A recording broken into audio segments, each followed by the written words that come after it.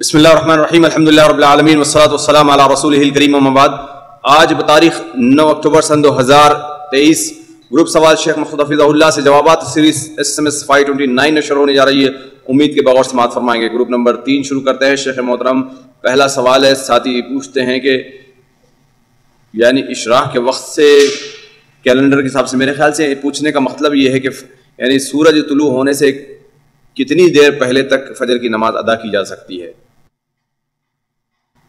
کیا سورج نکلنے سے کتنی دیر پہلے تک؟ ظاہر بات ہے، اب یہ تو کوئی میں پوچھنے کی بات ہے، یعنی سورج جب تک نکلنا نہ شروع ہو، ظاہر بات ہے اس وقت تک فجر کا وقت ہے۔ عصر کی طرح فجر کے وقت میں کوئی مختار اور وقت اضطرار نہیں ہے۔ فجر کا جو وقت ہے طلوع فجر کے بعد سے لے کر کے طلوع آفتاب تک، یہ پورا کا پورا وقت مختار ہے۔ البتہ اس میں اول، اوسط، آخر جو وقت ہے ہر ایک کی الگ الگ اپنی حیثیت ہے، لیکن جو فجر کا وقت ہے البتہ یہ ہے کہ انسان کو یہ چاہیے کہ فجر کی وقت جو ہے وہ جتنا جلدی ہو سکے اتنا جلدی پڑھے، جتنا جلدی پڑھ سکے۔ لیکن اگر لیٹ ہو گئی اور وہ سورج نکلنے سے پہلے پڑھ لے رہا ہے تو گویا اس کی نماز کے اندر ثواب کے لحاظ سے، یعنی اصل نماز کے لحاظ سے کوئی خرابی نہیں ہے۔ حتیٰ کہ اگر کسی وجہ سے، عذر کی وجہ سے لیٹ ہو گیا اور فجر کے سورج طلوع ہونے سے پہلے ایک رکعت بھی پڑھ لے تو دوسری رکعت اس کے ساتھ ملا دے، یہ مانا جائے گا اس کی نماز قضا نہیں ہوئی ہے۔ اس لیے کہ نبی کریم صلی اللہ علیہ وسلم کا فرمان ہے کہ جو شخص فجر سے پہلے ایک رکعت پا لے تو دوسری رکعت بھی پڑھ لے، ہے کہ نہیں ہے؟ یعنی یہ نہ کہے کہ اب تو انتظار کرے کہ اب تو میں ایک ہی رکعت پڑھوں گا کہ سورج نکلنا شروع ہو جائے گا، یہ نہیں ہے۔ اعتبار کس بات کا ہے؟ چیز کا ہے، شروع کرنے کا ہے، اعتبار شروع کرنے کا ہے۔ البتہ سورج نکل جانے کے بعد یہ حکم آئے گا کہ جب تک سورج کی ٹکیا مکمل طور پر باہر نہیں آ جاتی ہے، اس وقت تک اب نماز پڑھنا، نفل نماز پڑھنا جائز نہیں ہوگا۔ جب مکمل طور پر باہر آ جائے تو یہ اس کا نماز کا وقت شروع ہو گیا، جس نماز کے بارے میں کہا جائے کہ اشراق کی نماز ہے یا چاشت کی نماز ہے یا عام نفل پڑھنا چاہے۔ اور یہ وقت ہے علماء جو متعین کیے ہیں، جن لوگوں نے اس کو گہرائی سے دیکھا، جیسے شیخ ابن عثیمین رحمہ اللہ وغیرہ، وہ کہتے ہیں یہ وقت تقریباً 12 منٹ کا ہے۔ کتنا ہے؟ 12 منٹ ہے، لیکن عام طور پر علماء وہ 15 منٹ لگتے ہیں احتیاطاً۔ اور میرا جو اپنا اندازہ ہے نکلنے دیکھنے کا وہ یہ ہے کہ اس میں اصل وقت کے لحاظ سے فرق پڑتا ہے۔ کبھی آپ دیکھیں گے کہ ابھی 12 ہی منٹ ہوئے ہیں کہ سورج مکمل طور پر باہر، بلکہ اس کی روشنی اچھی طریقے سے پھیل گئی، اور کبھی دیکھیں گے کہ 12 منٹ 10 ہی منٹ ہوئے ہیں مکمل طور پر روشنی پھیل گئی ہے۔ وہ ہمارے ساتھ رات کے چھوٹے اور بڑے ہونے کا جو معاملہ ہوتا ہے نا، جیسے دیکھیں فجر کا وقت کبھی جو ہے 1.5 گھنٹے رہتا ہے اور کبھی فجر کا وقت 1 گھنٹے 16 منٹ 17 ہی منٹ رہا کرتا ہے، تو اس کے لحاظ سے اس میں فرق پڑتا ہوگا۔ لیکن آدمی اپنی ایک عادت بنا لے کہ سورج نکلنے کے تقریباً 15 منٹ کے بعد سے اس سے جو اشراق کی نماز پڑھنا ہے، چاشت کی نماز پڑھنا ہے یا اپنی کوئی نفل پڑھنا تو پڑھنا شروع کرے، اس سے پہلے نہیں۔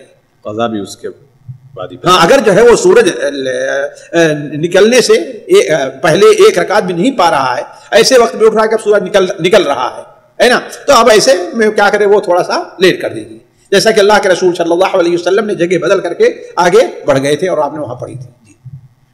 یعنی اگر مثال کے طور پر سورج نکلنے میں 6 بجے اگر سورج نکل رہا ہے مثال کے طور پر، تو 6 بجے تک بھی پڑھ سکتا ہے نماز؟ 6 بجے تک پڑھ سکتا ہے جی، یعنی 6 بجے اگر 2-3 منٹ کم ہے، 2 منٹ کم ہے، تب بھی پڑھ سکتا ہے، شروع کر سکتا ہے جی، کیونکہ ایک رکعت اس میں ملی جائے گی۔ جی۔ لیکن اب بالکل 6 بجے اگر وہ، ہاں، تو اب جو ہے اس میں جو ہے انتظار کر لیجیے۔ بعض علماء کہتے ہیں کہ نہیں، وہ اب انتظار کرنے کی ضرورت نہیں ہے، لیکن یہ ہے کہ چونکہ وہ وقت سمجھیے کہ مانیت کا وقت مغلظ ہے کہ نہیں ہے، لہذا احتیاط اسی میں اس کو مؤخر کر دیں۔ جی، اگلا سوال ہے، ساتھی پوچھتے ہیں، شیخ محترم کچھ لوگ قرآن کو ابجاد میں لکھتے ہیں، یعنی آیات کے نمبر نکال کر اس کی شکل میں بناتے ہیں اور ساتھ میں جو ہے نا اس کی تعویذ بھی بناتے ہیں، اور لوگ کہتے ہیں کہ یہ چیز ہم یعنی آیات تو نہیں لکھتے، بے ادبی نہیں ہوتی ہے، لہٰذا نمبر یہ جائز ہے اور عرب سے اس کا دلیل ملتی ہے، تو ان کو کیا مدلل جواب دے سکتے ہیں؟ عرب سے کون سی دلیل ملتی ہے؟ قرآن لکھا کرتے تھے، یہ تو لکھا نہیں۔ یہ ہے کہ انہوں نے حروف کے جو تعداد ہیں، اس میں بھی اہل علم کا اختلاف ہے کہ عرب سے ہے یا کہ فلاسفہ سے یہ چیز لی گئی ہے۔ وہ فلاسفہ جو چاند اور سورج اس کے اندر لگایا تو اس کے لحاظ سے ہر چاند کا وہ ایک الف کا یہ نمبر ہے، اس طریقے سے متعین کیا کرتے تھے، یہ الگ مسئلہ ہے۔ لیکن اصل چیز یہ ہے کہ قرآن مجید کو ان حروف میں ان کے ہر حرف کا ایک قیمت دے کر کے ان کو نقل کرنا یہ قطعاً جائز نہیں ہے۔ اولاً یہ قرآن کی حرمت کے خلاف ہے، ثانیاً یہ بتائیے کہ مثال کے طور پر الحمدو کا ایک کی قیمت ہے، کیا دوسرے معنی یہی جو کفریہ ہوں گے اس کی یہ قیمت نہیں ہو سکتی؟ جیسے مثال کے طور پر آپ دیکھیے بسم اللہ الرحمن الرحیم کو آپ لیجئے، تو اگر رحمان کا الف چونکہ لکھا نہیں جاتا ہے، رحمان کا الف نہیں لکھا جاتا ہے، عربی رسم الختم ہے نا، تو اگر بسم اللہ الرحمن الرحیم ہے تو اس کی قیمت جو حروف کی قیمت کو لیں تو 786 بنتی ہے، اور ہری کرشنا کی بھی کیا ہے وہی بنتی ہے۔ اب آپ کیا کریں گے، ہے نا، آپ اس کا وہ مانا لیں، دوسرا کو اس کا مانا لیں، ایک چیز۔ دوسری چیز یہ ہے کہ قرآن مجید کو اس کا اپنا ایک احترام ہے، یہ اللہ تبارک و تعالیٰ کا کلام ہے، حروف اور معنی دورے ہیں، اور اللہ تعالیٰ کے حروف کو آپ کیسی قیمت عطا کر سکتے دے سکتے ہیں؟ آپ اس کو دے سکتے ہیں؟ نہیں دے سکتے۔ حتیٰ کہ علماء تو یہاں تک منع کرتے ہیں کہ قرآن کے معانی، قرآن کا ترجمہ یہ نہ کیجیے، آپ کیا کہیے، قرآن کے معانی کا ترجمہ، یعنی جو ہم نے اس کا معنی سمجھے، قرآن کو کوئی ترجمہ نہیں کر سکتا، اللہ کا کلام ہے، آپ کے قرآن کے جو معانی ہیں اس کو ہم اپنے الفاظ میں ترجمہ میں ادا کر رہے ہیں۔ تو یہ چیز، اور قدیم حضرت عبداللہ ابن عباس رضی اللہ تعالی عنہما سے صحیح سند کے ساتھ مروی ہے کہ یہ جیسے قرآن کو قرآن کو نہیں، اباجات کا لکھنا یہ کرنا یہ سحر میں داخل ہے، کیونکہ الفاظ سحرہ استعمال کیا کرتے تھے۔ اب اگر انسان کوئی اس کو جائز مقصد کے لیے جس کا تعلق مثلا شریعت وغیرہ سے نہیں ہے، جیسے تاریخ میلاد نکالنا ہے اور یہ ہے وہ ہے، جیسا کہ شعراء لوگ عام طور پر یا علماء ہو اپنا نکالتے رہیں، تو ٹھیک ہے، اس کے ایک جواز کی صورت عادات میں سے ہے، لیکن اس کو ایک شرعی چیز کو آپ جو ہے ایسا کیجئے، یہ چیز قطعاً جائز نہیں ہوگی۔ جی اگلا سوال ہے، ساتھی پوچھتے ہیں شیخ محترم ایک نوجوان کو اپنی جوانی کو کیسے اور کن عبادتوں میں زیادہ گزارنا چاہیے تاکہ اسے عرش کے سائے میں جگہ نصیب ہو جائے؟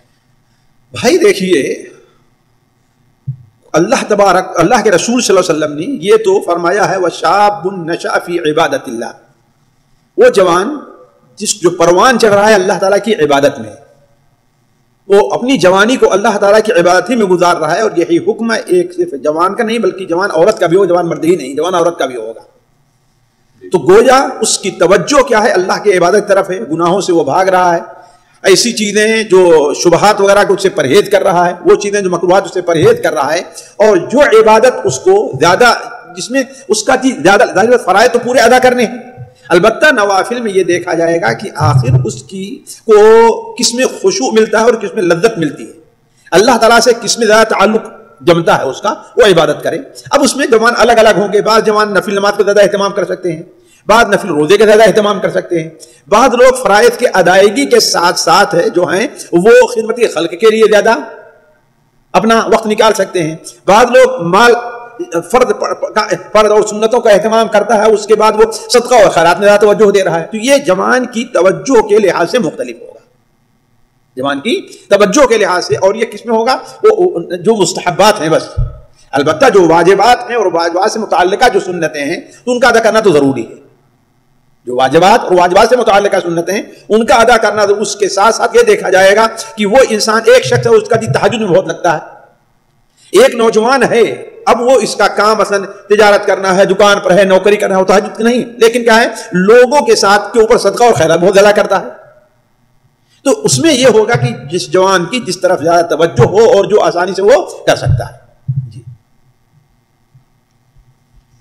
جی اگلا سوال ہے، ساتھی پوچھتے ہیں کہ شیخ محترم کیا نبی کریم صلی اللہ علیہ وسلم چاندی کی انگوٹھی پہنا کرتے تھے، اور اگر آج کوئی پہنے تو کیا سنت سمجھ کر پہن سکتا ہے، اور پہنتا ہے تو کیا اس کی زکوٰۃ بھی اس کو دینی ہوگی؟ یہاں 3 سوال آپ نے کیا ہے، ایک سوال تو ہے کہ پہن سکتا ہے، جی ہاں پہن سکتا ہے، دوسرا سوال یہ ہے کیا اس کا پہننا سنت ہے؟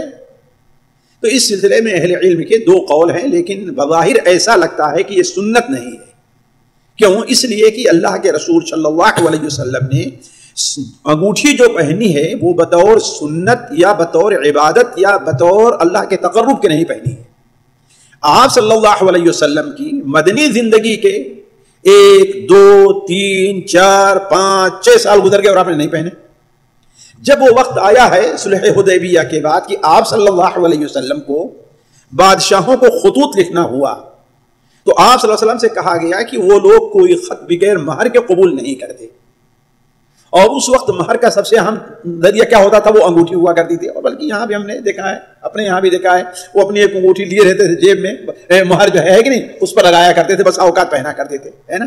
تو آپ صلی اللہ علیہ وسلم نے اسے جو پہنا ہے وہ بطور ایک ضرورت کے پہنا ہے، عادت کے پہنا ہے، نہ یہ کہ بطور تقرب اللہ کے پہنا ہے۔ تو کہنے کا مطلب یہ ہے کہ یہ جو دوسرا مسئلہ ہے یعنی اس کا پہننا یہ سنت نہیں ہے، بلکہ کیا ہے؟ یہ جائز ہے، انسان کے حاجت اور ضرورت کے اوپر ہے، یہ زینت ہے کہہ لیجیے، یہ کہ زینت کے طور پر ہے۔ اسی لیے اہل علم کا اس میں اختلاف ہوا ہے کہ آیا اس کا پہننا بائیں ہاتھ میں زیادہ بہتر ہے کہ دائیں ہاتھ میں؟ زیادہ حدیثیں جو اس سلسلے میں وارد ہیں وہ دائیں ہاتھ سے متعلق ہے، اور یہ علمیہ ہے کہ زیادہ علماء جو گئے ہیں بائیں ہاتھ پہننے کی طرف گئے ہیں، حنفیہ، شافعی، مالکیہ اور حنابلہ تقریباً جو ہے نا زیادہ تر لوگ کہ بائیں ہاتھ میں، حالانکہ حدیث صحیح بخاری وغیرہ میں جو زیادہ ہے کس طرف ہیں؟ وہ دائیں ہاتھ سے، اس لیے کہ دائیں ہاتھ ہی زینت کا ہے ایک چیز۔ دوسری چیز یہ ہے کہ بائیں ہاتھ جو ہوا کرتا ہے استنجا کرے گا، قضاء حاجت، اس کے لیے کیا ہے؟ اب نکال دے گا اپنا اربا، ہے کہ نہیں ہے؟ تو علی کل حال بعض علماء نے تطبیق دی ہے کہ بھائی دونوں طریقہ کیا ہے انسان کو جو ہو۔ اچھا، تیسری بات جو آپ یہ کہہ رہے ہیں کہ اس کی زکوٰۃ دینی ہے، تو اگر وہ اکیلے تو زکوٰۃ کو پہنچے گی نہیں، اب کتنی بڑی انگوٹھی انسان پہنے گا؟ آدھا کلو چاندی کی انگوٹھی تو پہنے گا نہیں، ہے کہ نہیں ہے؟ اب اگر اس کے پاس اور بھی چاندی ہے، اور بھی چاندی ہے، تو اس کو ملا کر کے نصاب کو اگر پہنچ رہا ہے تو زکوٰۃ دے گا، ورنہ نہیں۔ جی، اس میں عورتوں کی مشابہت وغیرہ کا معاملہ نہیں آئے گا؟ نہیں، اس میں عورتوں کی مشابہت نہیں، اللہ اگر مشابہت تو اللہ کے رسول پہنتے کیوں؟ جی، صرف ویسے رکھ لیتے ہو مار لگانے کے لیے، ہے نا؟ لیکن اس سے مطلب یعنی ثابت ہوا کہ چاندی کے علاوہ دوسرے میٹل کے بھی سونے کے علاوہ پہن سکتے ہیں؟ بھائی دیکھیے دوسرے میٹل پہننا جائز ہے کہ نہیں، یہ چیز محل نظر ہے، اس لیے کہ آپ صلی اللہ علیہ وسلم نے ایک شخص کو دیکھا جو ہے وہ لوہے کی انگوٹھی پہنے ہوئے، تو آپ نے فرمایا کہ کیا مجھے ہے کہ تمہارے اوپر جو ہے اہل جہنم کا زیور دیکھ رہا ہوں، ہے نا؟ اہل جہنم کا زیور دیکھ رہا ہوں۔ لیکن بات دوسری حدیثوں سے پتہ چلتا ہے کہ التمس ولو خاتما من حدید، التمس ولو خاتما من حدید، اس سے پتہ چلتا ہے کہ پہننا جائز ہے، یعنی سونے کے علاوہ ہر میٹل کا پہنا جاتا ہے، چاندی ہے، الا یہ کہ وہ ماڈل، وہ رنگ، وہ بناوٹ اور وہ مادہ کسی اور عورتوں کے ساتھ کسی کے ساتھ خاص ہو، یعنی ان کا شعار مانا جائے، ان کا شعار مانا جائے تو ٹھیک نہیں ہے، باقی جائز امور میں سے۔ جی، جو لوگ وہ خاص قسم کے من کے وغیرہ کو تاثیر کے لیے پہنتے ہیں ان کا بھی کیا حکم آ جاتا ہے؟ اگر یہ تاثیر کے لیے پہنتے ہیں تو شرک اصغر ہوگا، الا یہ کہ طبی اور سائنسی طور پر ثابت ہو جائے کہ اس کا اثر ہے، ورنہ ایک ایسی چیز کو سبب سمجھا جس کا سبب ہونا وارد نہیں ہو رہی، شرک اصغر ہے۔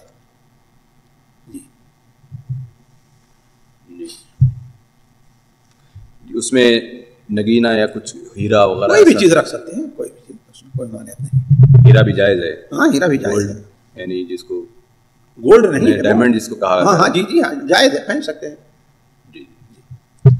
اگلا سوال ساتھی پوچھتے ہیں، شیخ محترم کسی کافر کو جیسے قرآن کا ترجمہ وغیرہ تو ہم لوگ دیتے ہیں، اس کے علاوہ کون سی کتاب ان کے لیے مفید رہے گی؟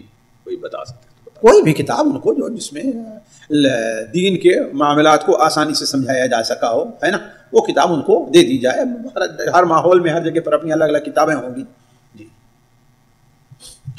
اگلا سوال ساتھی پوچھتے ہیں، جیسا کہ شیخ محترم جیسا کہ ہم بزنس کرتے ہیں، کاروبار دکان وغیرہ رہتی ہے مارکیٹ میں، تو وہاں پر غیر مسلم کی تہواروں پر وہ لوگ چندہ وغیرہ مانگنے کے لیے آتے ہیں، تو ایسی صورت میں بہت سارے ہمارے ساتھی ہیں جو وہاں پر چندہ دے دیتے ہیں اور کہتے ہیں کہ بھائی اگر بزنس چلانا ہے اپنے دیش میں تو پھر یہ کام کرنا پڑے گا۔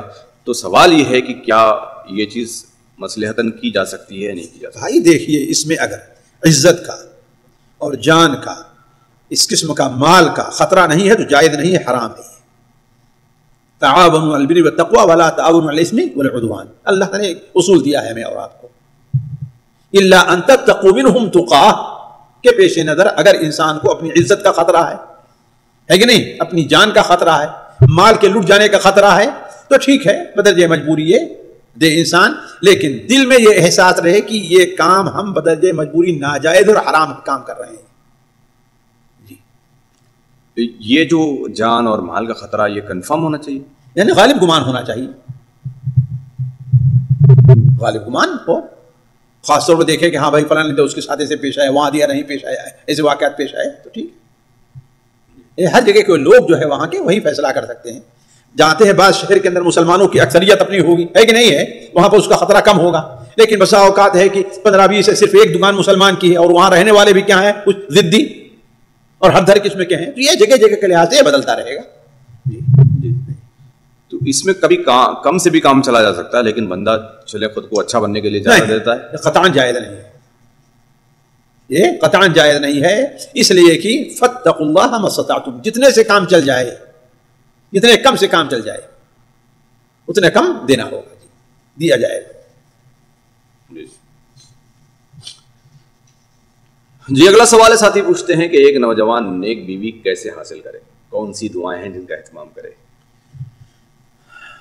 بھائی اب قرآن اور حدیث سے مجھے اس کے لیے تو کوئی دعا یاد نہیں کہ نیک بیوی حاصل کرنے کے لیے دعا، ویسے اللہ تعالیٰ ہر زبان سمجھتا ہے، اللہ تعالیٰ ہر ایک کی سنتا ہے، آپ اللہ تعالیٰ سے دعا کریں کہ اللہ تعالیٰ مجھے آپ کو کوئی نیک بیوی عطا فرمائے۔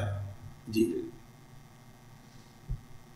اگلا سوال ہے، ساتھی پوچھتے ہیں شیخ محترم ایک لڑکی کا خلا ہوا 10 دن ہو چکے ہیں، تو اب اس لڑکی کے لیے رشتہ آ رہا ہے دوسرا، تو کیا لڑکی صرف دکھا سکتے ہیں اس ٹائم پر؟ 10 دن ہو گئے، اسے مہینہ آیا ہے اس کا کہ نہیں آیا؟ تو پتہ نہیں، دونوں صورتیں بتا دیں۔ نہیں، علی کل حال دیکھیے خلع کی عدت کیا ہے، وہ ایک حیض ہے، یہ راجح قول ہے، جبکہ زیادہ تر علماء اس طرف گئے ہیں کہ 3 حیض ہے جو عام طلاق کی ہے، چاہے عورت کو طلاق ہوئی ہے، خلع ہے، طلاق مغلظہ ہے، فسخ نکاح ہے، جو کچھ بھی ہے، عدت کو اسے پورا کرنا ہے، اور عدت کے دوران نہ تو وہ نکاح کرے گی، نہ اسے نکاح کا پیغام بھیجا جائے گا، نہ وہ نکاح کرے گی نہ نکاح کا پیغام بھیجا جائے گا۔ ہاں بعض چیزیں ہیں جیسے طلاق مغلظہ ہو گئی ہے، یا یہ کہ وہ خلع ہو گئی ہے کہ نہیں ہے، تو ایسی صورت میں اشارے اور کنایے سے کام لیا جا سکتا ہے۔ ارے مجھے تمہارے حالت کو دیکھ کر کے مجھے بڑا افسوس ہوا ہے کہ نہیں ہے، ٹھیک ہے، اگر کہیں تمہارا کوئی رشتہ ہے ذرا مجھے بھی بتا دینا، میں اس کو بارے میں دیکھتا ہوں، ہے نا، اس قسم کی چیزیں، یعنی جو ظاہر نہ ہو کہ ہاں بھائی سیدھے پیغام بھیج رہا ہے۔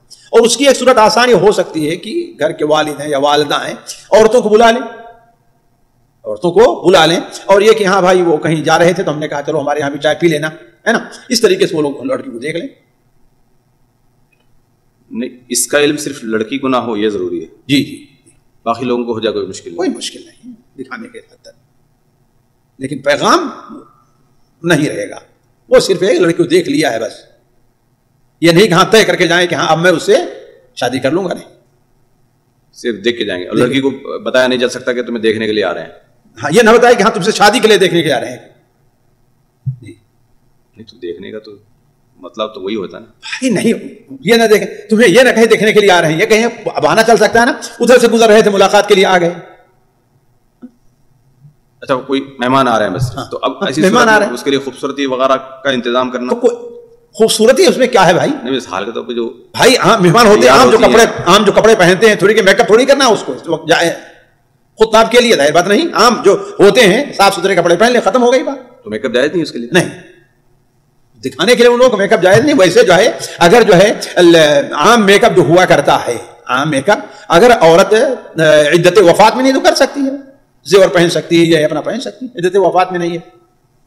نہیں، ایک لڑکی کی عادت ہی ہے کہ کوئی آئے تو اچھے سے تیار ہوتی ہے، اللہ کل حال سیدھی بات یہ ہے کہ وہ عام حالت میں رہے، جو عام حالت رہتی ہے اس کے اندر نقطے نہ پیدا کریں آپ، عام حالت جو رہتی ہے اس کی عام حالت میں رہے، یہ نہیں کہ جیسے شادی کرنے والے دیکھنے آتے ہیں تو اسے بن ٹھن کر رہتی ہیں تو یہ چیز جائز نہیں ہے، اس لیے اس وقت خصوصی اہتمام ہوتا ہے ان چیزوں کا۔ نہیں اس کو تب پتا ہوگا تب تو وہ غلط بات ہے، اتنی تو بات کنفرم ہے، لیکن بنا پتا کے بھی بنا پتا کہ عام جیسے مہمان آتے ہیں اگر ہو تو ٹھیک ہے، اس کے لیے وہ تیاری جو عام طور پر کیا جاتا ہے کہ ہاں بھائی شادی کے لیے آ رہے ہیں تو عام حالت سے الگ ہٹ کر بنتی سنورتی ہے، وہ چیز جائز نہیں ہے۔ جی اچھا، لڑکی کو تو پتا نہیں ہے، لیکن لڑکے کے ماں باپ کسی کو زبان دے سکتے ہیں؟ لڑکی کے ماں باپ کہ ٹھیک ہے ہم نہیں زبان نہ دیں اس کو، لیکن یہ بھی ایک قسم کا پیغام ہے، ٹھیک ہے آپ دیکھ لیں، دیکھا جائے گا بعد میں، بنا دیکھے ہی پہلے سے دیکھ چکے ہیں تو ٹھیک ہے، ابھی تو وہ عدت میں ہے، انشاءاللہ دیکھا جائے گا، انشاءاللہ خیر ہوگا۔ نہیں دوسرے لوگ بھی اگر بول سکتے ہیں کہ چلے اب تو خلا ہو گیا ہے مگر آپ رشتہ کہیں نہ ہاں دیکھیں دینے سے پہلے مجھے بتا دیں گے, دینے سے پہلے کہیں کرنے سے پہلے مجھ سے بتلا دیں گے. جی جی جی ڈائریکٹ نہیں, وہ بھی لوگ نہیں کہہ سکتے ہیں کہ ہم کرنے والے ہیں آپ کی بچی کو, جی جی کہیں نہ اور نہ کرنا, ہم ہی اس بیٹی کو لیں گے, نہیں یہ چیز جائز نہیں, نہ ماں باپ کے لیے جائز ہے نہ سامنے والا اور کے لیے جائز ہے. یہ اللہ تعالیٰ کا حق ہے, اس کی علت کیا ہے اللہ بہتر جانتا ہے. جی یہ 1 مہینہ ہے یا صرف حالت ایک حیض گزر جانا کافی ہو جائے گا؟ بھائی اس کی عدت ایک حیض ہے اگر حیض والی ہے تو, اور اگر حیض والی نہیں ہے تو 1 مہینہ ہے اس کی. حیض والی یہ مثال کے طور پر 5 دن 8 دن کے اندر ہی کام ہو گیا, ختم ہو گیا, کوئی بات نہیں, عدت ختم ہو گئی. نکاح بھی کر سکتی ہے, نکاح بالکل عدت ختم ہو گئی, نکاح کر ہی سکتی ہے. بات صرف نکاح ہی نہیں کر سکتی بلکہ رخصت بھی ہو سکتی ہے. نکاح کیا ہے؟ جی اگلا سوال ہے, ساتھی پوچھتے ہیں کہ شیخ محترم یعنی جیسے کہ آج ایک ویڈیو بھی انہوں نے بھیجی کہ کوئی اگر حیض کی حالت میں اپنی بیوی سے اگر ہم بستری کرتا ہے اور اس موقع پر حمل ٹھہر جاتا ہے تو وہ ولد الحرام کہلائے گا, اس کی کوئی دلیل شریعت میں؟ کوئی دلیل نہیں, کون کہتا ہے ولد الحرام ہوگا. اور اولن تو طبی نقطۂ نظر سے حمل نہیں ٹھہرتا, حالت حیض میں حمل نہیں ٹھہرتا ہے طبی نقطۂ نظر سے. اس نے ایک حرام کام کیا ہے لیکن اس کی وجہ سے یہ بچہ حرام نہیں ہوگا. جی بیوی ہے اس کی, اس کا شوہر ہے, نطفہ اسی کا ہے, تو اسے حرام کیوں کہیں گے؟ جی اگلا سوال ہے, ساتھی پوچھتے ہیں کہ شیخ محترم میرے والد جو ہے یعنی جو تختیاں لکھتے ہیں خبروں پہ جو لگائی جاتی ہیں وہ صرف لکھ کر دیتے ہیں, نہ لگاتے ہیں, نہ خبر کی طرف جاتے ہیں, نہ کچھ, تو ان کا یہ کام جائز ہوگا یا نہیں ہوگا؟ تعاونوا علی البر والتقوى ولا تعاونوا علی الاثم والعدوان. اللہ کے رسول صلی اللہ علیہ وسلم نے جیسے صحیح مسلم میں حضرت جابر بن عبداللہ کہا وان یکتب علیہا, ایک اس کے اوپر کچھ لکھا جائے, یہ منع ہے. جی اگلا سوال کچھ سوالات خواتین گروپ سے شامل کیا جاتا ہے. پہلا سوال ہے, بہن پوچھتی ہیں شیخ محترم اگر سونے پہ سال گزر جانے کے بعد اگر ہم اسے بیچنا چاہتے ہیں تو کیا زکوٰۃ دینا ہوگا؟ بالکل, اس کو پر زکوٰۃ ہے.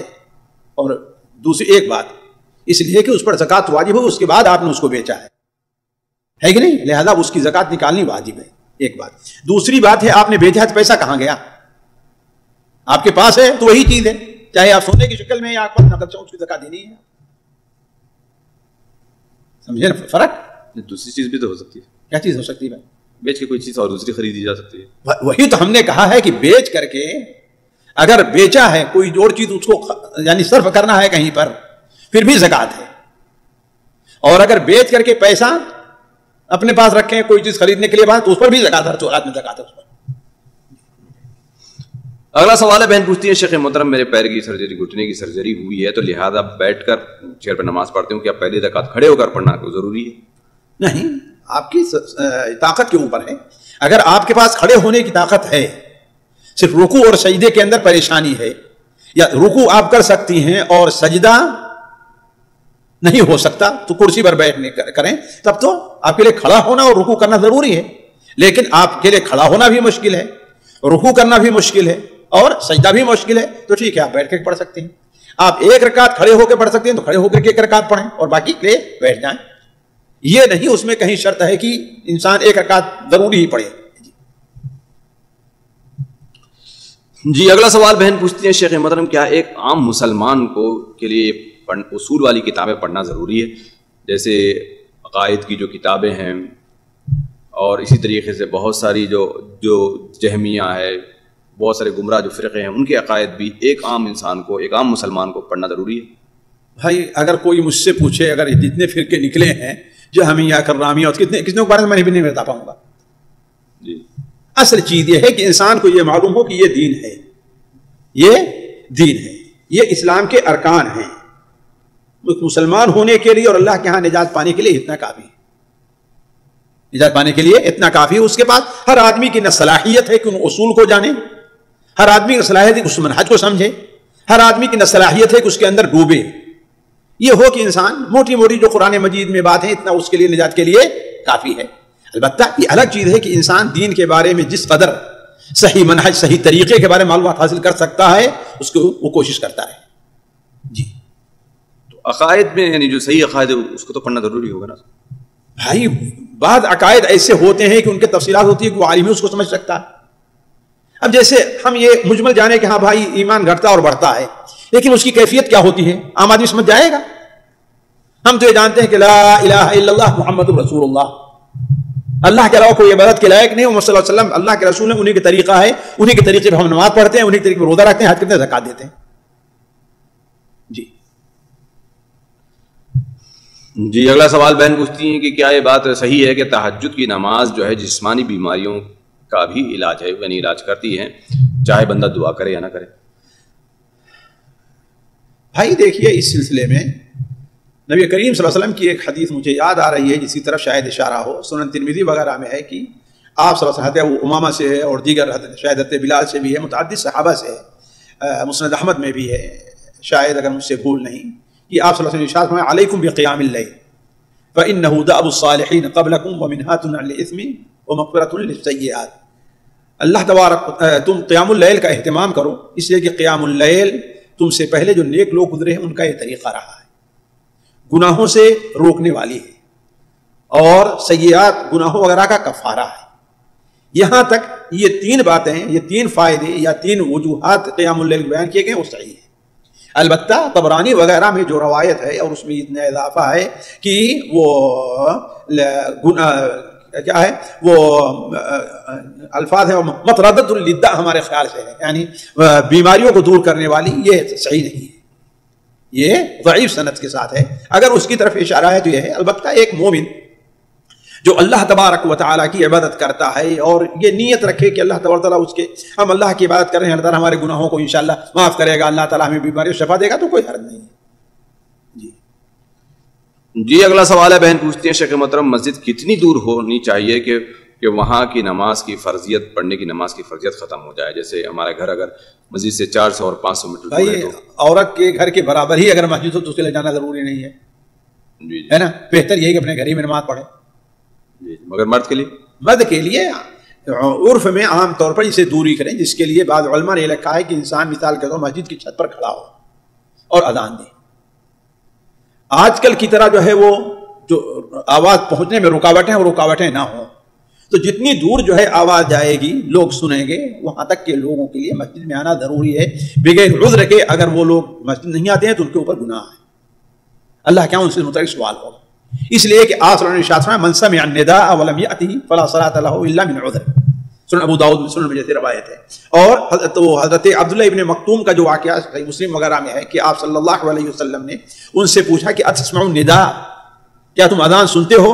انہوں نے کہا ہاں. تو آپ نے فرمایا عجیب, تو اذان کا جواب دو اور آؤ, ہے نا. تو اعتبار ہوگا اسی اذان کا جو اذان بغیر لاؤڈ اسپیکر کے ہوتی ہے, اور وہاں تک جانے کا اعتبار ہوگا جہاں تک کیا ہے وہ بغیر کوئی ایسی رکاوٹ نہ ہو. آج کل تو آپ بغل آپ کا گھر ہے اور کمرہ بند ہے, ایک چل رہا ہے, مسجد کی آواز لاؤڈ اسپیکر سے نہیں جاتی ہے, اذان کی آواز ہے کہ نہیں, اس کا اعتبار نہیں ہے. اعتبار کیا ہے, عام حالات کا ہے. تو علماء کرام نے کوئی مسافت نہیں تھی؟ مجھے میرے ذہن میں نہیں ہے, 2 کلومیٹر بھی ہمارے خیال سے زیادہ دور ہو گیا ہے نا. ہاں 2 کلومیٹر بہت دور ہوگا, 1 کلومیٹر ہو سکتا ہے, بلکہ 1 کلومیٹر بھی شاید دوری ہو, اللہ عالم, اس کا اندازہ جو ہے مجھے نہیں ہے کتنی دور ہوگی. جی آواز کبھی کبھی جاتی ہے اور کبھی نہ جائے گی. اصل اعتبار عام حالات کا ہے, اسے ہم نے کہا, وہی ہم نے کہا کہ کوئی رکاوٹ نہ ہو. ہم نے پہلے یہ بات کہہ دی, کوئی رکاوٹ اس میں, یہ تو فطری رکاوٹ بھی نہ ہو. فطری رکاوٹ کیا مطلب؟ ہوا تو فطری رکاوٹ ہے نہیں, تو فطری رکاوٹ کا یہ اعتبار نہیں, یعنی ایک ایسی حالت پیدا ہو گئی کہ نہیں ہے, زور کا طوفان آ گیا ہے, ہوا نہیں جائے گی, تو اس کا اعتبار نہیں, عام حالات کا اعتبار ہے. عام حالات میں طوفان نہیں رہتا ہے, ہوا تیز نہیں چلتی رہتی ہے. جی یعنی جو ایک نارمل حالت ہے اس میں فیصلہ کر لینا, اس میں فیصلہ, یہ نہیں کہ جی ہمیشہ اذان اسی حساب لگایا جائے گا. اور آج کل انسان اپنا اندازہ لگا سکتا ہے کتنی دور کا جیسے ہو, تو گھر یہ موجود ہے انسانوں کے پاس, آسانی سے آ جائے. جیسے آج کل آواز نہیں جاتی ہے عموماً, خاص طور فجر میں تو لوگوں کو آواز پہنچتی ہی نہیں ہے, کمرے بند رہتے ہیں اور بالکل پیک ہے, اے سی چل رہا ہے کہ نہیں, اور کمبل اور رضائی اوڑھ کر کے لیٹے ہوئے, آواز ایسے ہی نہیں جاتی انسان. یعنی آپ کے کہنے کا مطلب کہ وہ فطری طور پر اذان دے اور انسان گھر میں بیٹھ کر فطری طور پر سن لے اتنی دور, تو اس کا اعتبار ہے. اس کے لیے چھت پہ جانا بھی ضروری نہیں ہے. نہیں, سننے کے لیے چھت پہ جانا ضروری نہیں. جی. اگلا سوال بہن پوچھتی ہے, شیخ محترم دم مسفوح وہ خون جو جانور کو ذبح کرتے وقت جو نکلتا ہے, اگر وہ کپڑوں پر لگ جائے تو کیا وہ نجس ہے؟ الا دم مسفوحا او فانه رجس, جیسا کہ قرآن مجید میں ہے, رجس یعنی وہ ناپاک ہے, اس کا دھونا ضروری ہے. جی, اور اس پر ہمارے میں سمجھتا ہوں کہ علماء کا اتفاق ہے اس کے اوپر. جی اگلا سوال ہے، بہن پوچھتی ہے شیخ مطلب اگر کوئی انسان چغلی کرے، غیبت کرے، جھوٹ بولے، یعنی یہ سارے گناہ کام کرے اور ساتھ میں 12 رکعت سنت بھی بغیر پڑھے، تو کیا جنت میں اس کے لیے گھر بھی الگ سے ملے گا؟ دیکھیے یہ اللہ اور اس کے بیچ کا معاملہ ہے. اللہ تعالیٰ 1000 آدمی 100 آدمیوں قاتل کو بھی بخش سکتا ہے، بخش دیتا ہے کہ نہیں ہے. اور اگر وہ انسان ان گناہوں کی وجہ سے اس کی گرفت ہوئی، ظاہر بات ہے مومن ہے، نماز پڑھ جنت میں جائے گا، گرفت ہوئی تو اللہ تبارک و تعالی اسے جنت میں کر دے گا. یہ سزا چکھ کر کے، چاہے حشر کے میدان میں سزا ہو، قبر کے اندر وہ سزائیں ہوں، ہے کہ نہیں. اس لیے کہ سزا جانتے ہیں اس کے دنیا میں مکفرات جو ہیں دنیا میں ہیں، موت کی سختی ہے، قبر کا معاملہ ہے، حشر کے میدان کی سختی ہے. یہ ساری چیزیں کیا ہیں، وہ مکفرات میں داخل ہیں. تو اگر اللہ تعالیٰ اس کی وجہ سے معاف کر دے گا تو وہ بغیر جہنم میں چکے ہوئے جائے ہوئے اپنا گھر حاصل کر لے گا. اور اگر نہیں زیادہ اس کے گناہ ہوئے تو وہ جہنم میں اللہ تعالیٰ جتنا مقدر کرے گا سزا چکھ کر جب جنت میں جائے تو وہ گھر ملے گا. سامعین اکرام، ہمارے علمی اور عوامی دروس اور سوال و جواب کی مجلسوں سے آپ خود بھی مستفید ہوں اور اپنے دوست و احباب کے ساتھ بھی شیئر کریں. عین ممکن ہے کہ آپ کے شیئر سے کسی کی اصلاح اور آپ کے لیے صدقہ جاریہ بن جائے. واٹس ایپ پر اسلامک میسج حاصل کرنے کے لیے نمبر نوٹ فرمائیں: یعقوب عزیز 00966 5089 59707. واٹس ایپ سوال جواب گروپ میں ایڈ ہونے کے لیے نمبر نوٹ فرمائیں: عبدالسلام عمری 00966 502627 622. نمبر بھیجتے ہوئے نام اور پتہ ضرور لکھیں. اسی طرح ہمارے یوٹیوب چینل اسلامی دعویٰ کو ضرور سبسکرائب کریں تاکہ ہماری ہر نئی اور اہم ویڈیو کی اطلاع آپ کو فوری حاصل ہو جائے. تمام دروس، مقالات اور سوال و جواب سیریز کے لیے ہماری مشہور ویب سائٹ www.islamidawah.com کا مشاہدہ کرتے رہیں. السلام علیکم ورحمۃ اللہ وبرکاتہ.